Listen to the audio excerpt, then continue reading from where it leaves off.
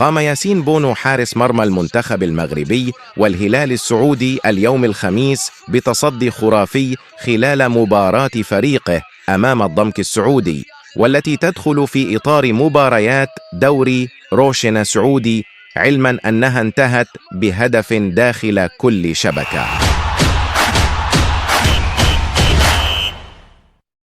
أنقذ الدولي المغربي بلال الخنوس لاعب نادي جانك البلجيكي لكرة القدم فريقه من الهزيمة في المباراة التي جمعته ضد فيورنتينا الإيطالي برسم الجولة الأولى ضمن منافسات المجموعة السادسة من مسابقة المؤتمر الأوروبي للموسم الرياضي الحالي.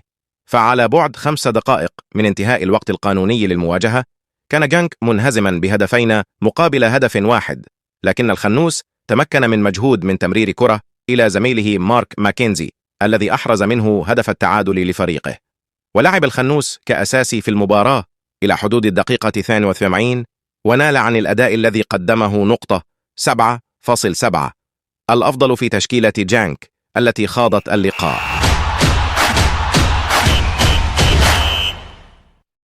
كشف الاتحاد الإفريقي لكرة القدم كاف أمس الخميس عن مستويات المنتخبات المشاركة في بطولة كأس إفريقيا كوت ديفوار 2024، وذلك قبل إجراء مراسم القرعة. وتستضيف كوت ديفوار نهائيات كأس إفريقيا خلال الفترة بين 13 يناير و11 فبراير المقبل بمشاركة 24 منتخبا، ومن المقرر أن يقام حفل سحب قرعة دور المجموعات للبطولة في 12 أكتوبر المقبل في العاصمة الأيفوارية أبيدجان.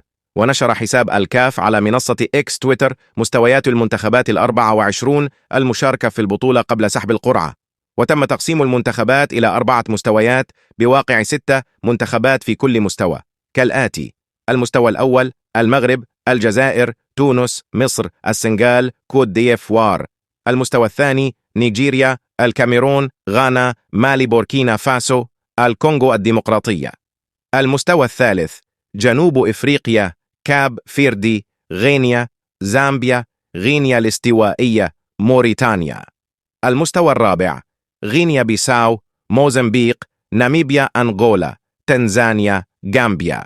لا تنسوا الاشتراك والمتابعة إن أعجبكم هذا الفيديو.